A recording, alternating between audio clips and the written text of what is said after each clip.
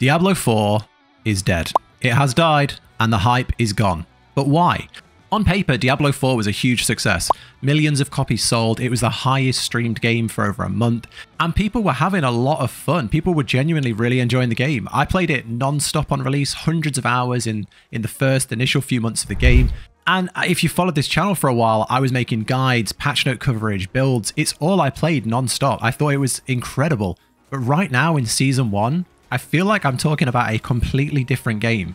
The only media you see is negative. We're like 5 or 6 weeks into Season 1, and I don't have a single Blizzard Battle.net friend playing Diablo, and they haven't for ages. I don't even have the motivation to log in myself. And yeah, the hype has just completely gone. So I just want to talk about Diablo 4, and specifically the seasonal content, because I think that's where the game really went wrong. And what needs to be done to turn things around, because at its core, I honestly think Diablo 4 is an incredible game. Really fun combat. The open world, the mounts, the world bosses. I think it has the foundation to be amazing, but it isn't there. I don't think the changes need to be huge, but right now, it just isn't doing it. It's doing something wrong. People are unhappy, and I just want to talk about it. I think the number one issue where the game just fell off is the season. The Season 1 is where it all went wrong. I want to talk about the issues I see with the game and the reasons that I got burned out on it, and hopefully there's something here you can relate to, and if not, let me know why, what you're struggling with in the game. For me, I think the issue is when a season is introduced, it adds new and exciting fun things to do. But the problem in Diablo 4 is those fun and exciting things to do aren't balanced against the weight of the chores, the tasks, and the admin required. You should have lots of fun things to do with not much admin or chore. But in Diablo 4, we have very little new things to do and tons of regrinding and chores. I play Path of Exile and I've played Diablo 3, so I like seasonal content. I'm all for it. I think it's a good roadmap for the game, but they've dropped the ball here. If you released a new World of Warcraft expansion and you said, here's new content, raids, dungeons, skills, bosses, all you have to do is level from 60 to 70 and re-gear. That's awesome. You're going to bring back a lot of your player base. If they said, we're releasing a new WoW expansion, but you have to start back from level 1. You have to regrind your reputations, re-get your mounts, re-get your gold, your professions, your skills, all over again. You've got to go all over the world and get your flight paths again. You might not bother. And I think that's the issue we're having in Season 1. The amount we have to redo, the effort we have to re-put in on a new character to get to one boss at the end is crazy. The amount of content added is extremely small. So what do we really have in this season? Builds. That's what we have, right? We can just make new builds and try the old things that we did before again. We're basically going back into Nightmare Dungeons on different builds. That's what this season was. There's nothing else to it. You can sugarcoat the new stuff, but that's what it is. You get to try new builds with the Malignant Hearts and go do more Nightmare Dungeons. Maybe you can do Uber Lilith at the end. But let's look what you have to do to try these new fun builds. Assume you already have a character in Tier 4 preseason, and you're making a new one in Season 1. You've got to regrind your renowned. You have to do all the side quests and dungeons again. Why? You have to regrind the codex aspects.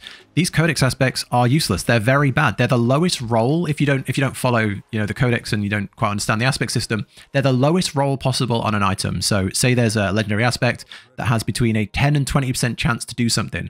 The codex will always give you the 10%, and then you can find 11, 12, 15, 20% out in the world in the dungeons.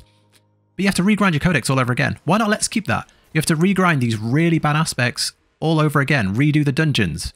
You have to re-level to Tier 3 and 4. This is pretty standard, but there's no speed boost to make this faster. In fact, there was an experience nerf. And then you have to re-level in 70 plus, again slowed down by the experience nerf.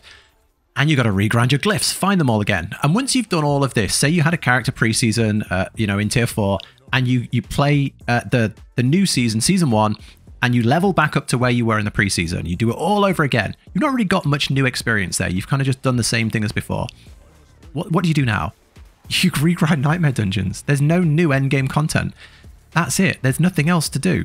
So all you can really, the only real variety and experience you'll get in the season is trying new builds. That's all you can do. You can just go back into the Nightmare Dungeons with these new fun builds that you can make with the hearts. So this is the fun part, right? We can make lots of cool new builds.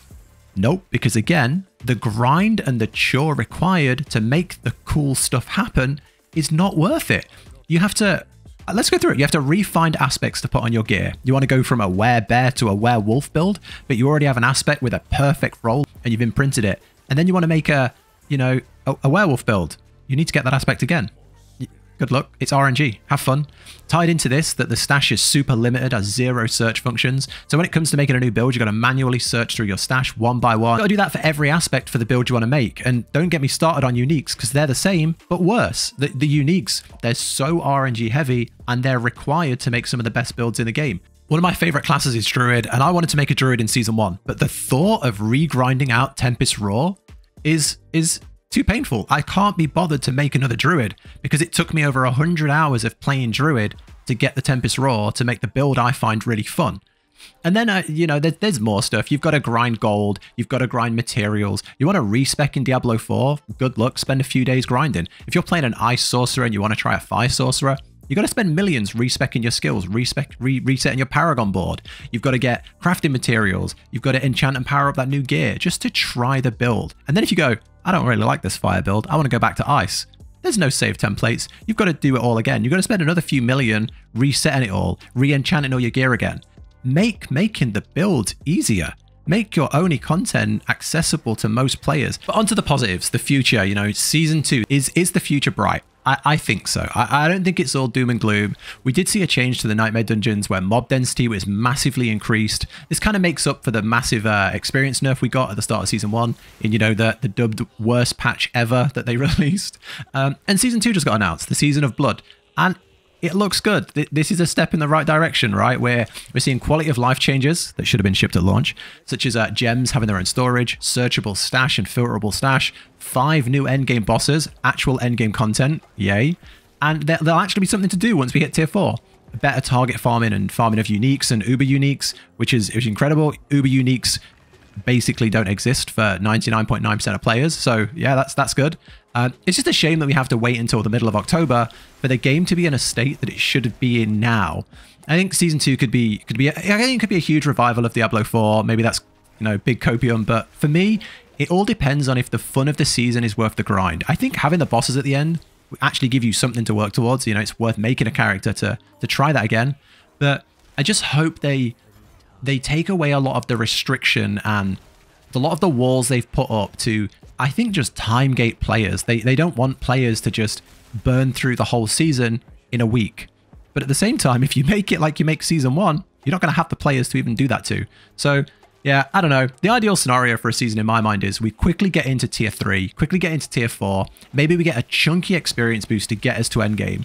And then we have the freedom to have fun and push the content. Changing builds on the fly with templates, effortlessly respecing and you know, moving our aspects onto different gear. The main fun of the game to lots of people is that. And then a real end game, tailor-made for the season, a challenge for that season at end game that you can work towards. I'd love to know what you think down below. I burned out hard in Season 1 and I've just been playing Baldur's Gate 3. So maybe I've missed something they've added, but hey, I love Diablo 4 and I really want to see it come back. I really want to see it succeed, and I want to have that hype of everyone coming back for a season and just going crazy on the game for like a month or two and trying all the new content. I really hope we see that. Yeah, let me know what you think. Do you relate to any of this? Are there other reasons why you quit? Maybe you don't like the gameplay, or there's problems that you see, or maybe you're still loving the game. Maybe you think Season 1 is the best thing ever. But yeah, that's it. Let me know what you think down below. If you like the video, consider subscribing for more. But that's it. Take care, and I'll see you in the next one. It's not all doom and gloom. I think there's a good future here, but it's just a matter of time. Let's just wait and see. Take care, everyone. I'll catch you in the next one.